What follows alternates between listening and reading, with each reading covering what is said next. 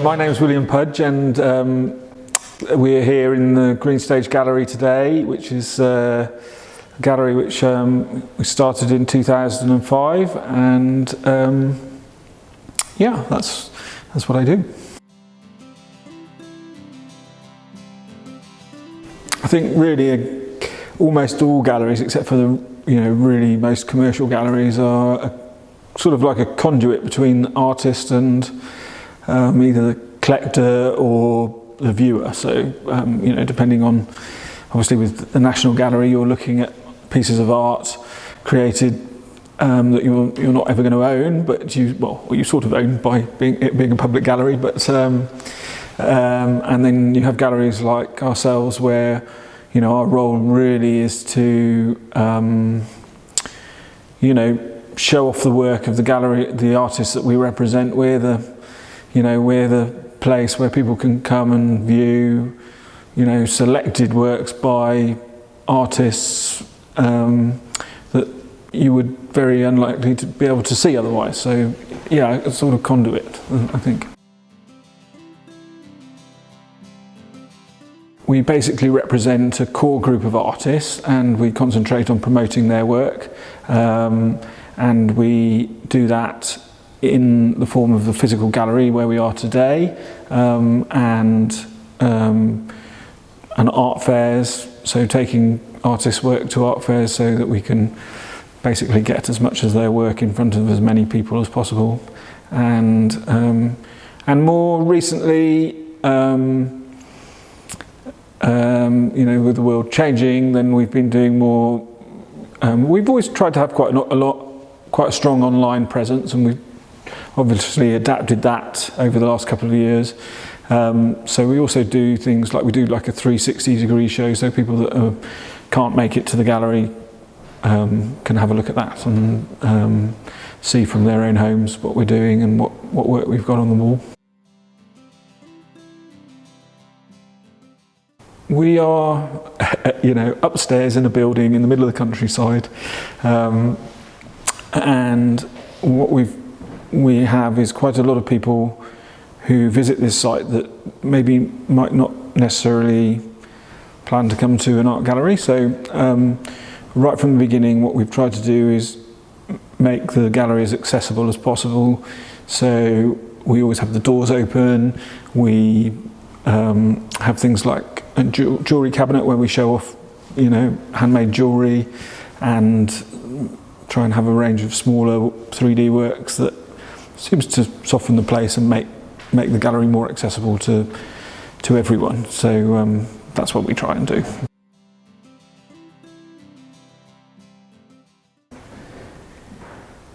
We tend to have mixed shows, and when we're hanging the gallery, it can be a bit of a puzzle. So, like trying to make everything fit in the right space. And so we tend to have, rather than having, the work by one artist, although actually hanging the work of one artist can also be really quite challenging in a large space when you've got quite a few pieces to put together.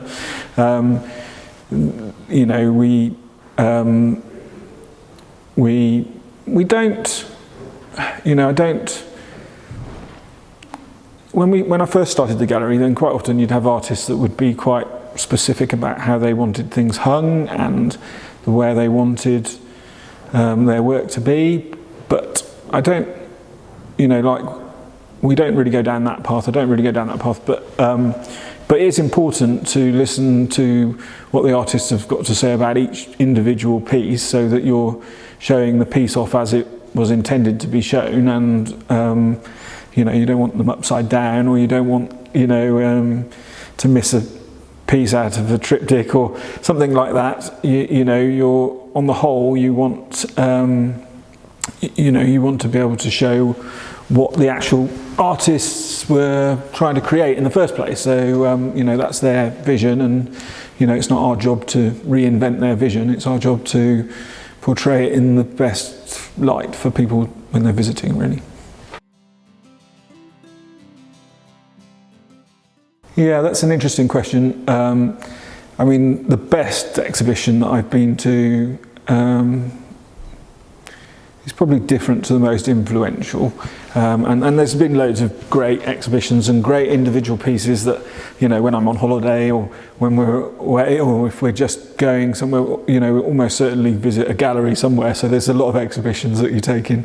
But the one that had actually, surprisingly for me, was that gave me the biggest emotional reaction was probably the Hockney exhibition at the Tate about 3 years ago. I found that quite overwhelming for different reasons. I think just seeing the body of his work and the different things that he'd been doing in his practice. I had quite an emotional response to that, which took me by surprise, to be honest. But the most influential exhibition has to have been the first affordable art fair that I went to in Battersea Park, which is probably 20 odd years ago now, and you know, walking around that show, which is a show that I now do as a gallery, I realised, you know, actually that there was quite a lot of work. There was a way of getting work out there into the public domain that was, you know, within people's budgets and affordable, and massively creative, and, you know, masses of different styles, and that visiting that show was basically the how the gallery started, because I suddenly realised actually, you know, like there's galleries from all around the country taking part in this show, and, you know, we haven't got anything like that in this area. I've got a space that I can use, so I want to be collecting work, so let's have a go at that. So that definitely the most influential and important exhibition that I've been to. But you know, with a big collective fair like that, is difficult to say that it was the best. But yeah, around 2004, 2005, there was the one where I first visited, and so pretty early days for the Affordable Art Fair, and we did our first fair in 2009, which was at Bristol. It was an Affordable Art Fair at Bristol, and then the following year in 2010 I did the first show at Battersea. So and it's an important part of the gallery, because, you know, lots of artists want to do the fairs, and you know, even though we are sort of tucked away on the Hereford-Worcester border, you know, they appreciate the fact that, you know, in 5 days we might have 25,000 people walking past the stand. So, you know, the potential audience is massive. So for a gallery, so yeah, it was. Yeah, no, we didn't really know what to expect, to be honest. Really enjoyed it, really enjoyed being around lots of other gallery owners, because you don't, as a gallery owner, you don't really get that many opportunities to meet other people doing the same thing. And so, you know, it had the advantages of A, you know, doing something we wanted to do, but B, also meeting other people doing the same thing as yourself, and the contacts that you make through doing that, and what you learn through doing that. So yeah, it was quite a steep learning curve. Still learning, every year is different. So yeah, I think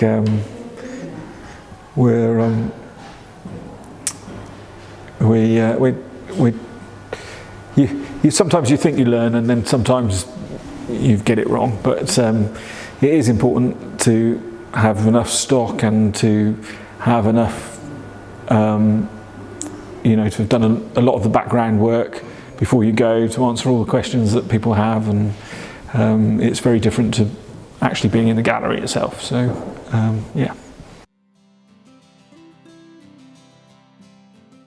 I mean, I think most challenging thing for us here is almost certainly, you know, the footfall. So like I've said, we are in between two rural cities, Hereford and Worcester, out in the countryside.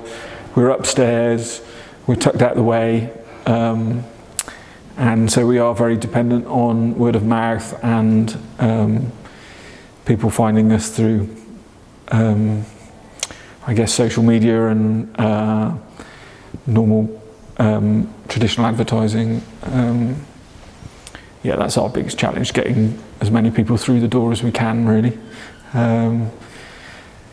There's lots of other challenges like logistics and delivery of work and things which, you know, can be quite taxing when you're trying to send things to the other side of the world. But yeah, that's probably the largest challenge.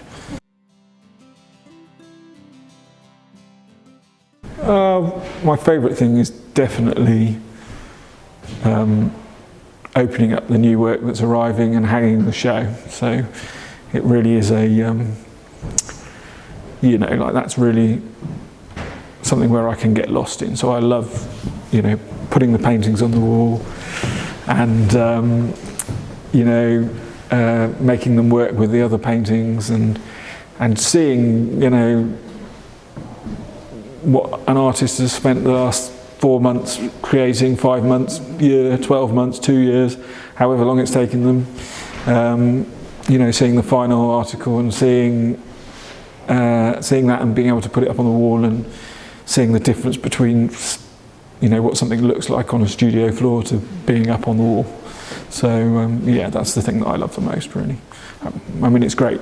I mean, there's loads of things that you might like about it. I mean, you get to meet, I mean, most people that like art are absolutely lovely. So it's great having conversations with them. Artists, they, you know, they're, you know, like their artists themselves are amazing. You know, they're creating something that's completely unique, and that's wonderful. And you know, I'm lucky in the fact that I own the gallery, so I can choose who I have and who I don't have, and I do that on the basis of what I like and who I like. So, you know, if an artist is a bit too bolshy or isn't that easy to work with, unless their work is absolutely fantastic, then, you know, that relationship doesn't last very long. So you know, it's a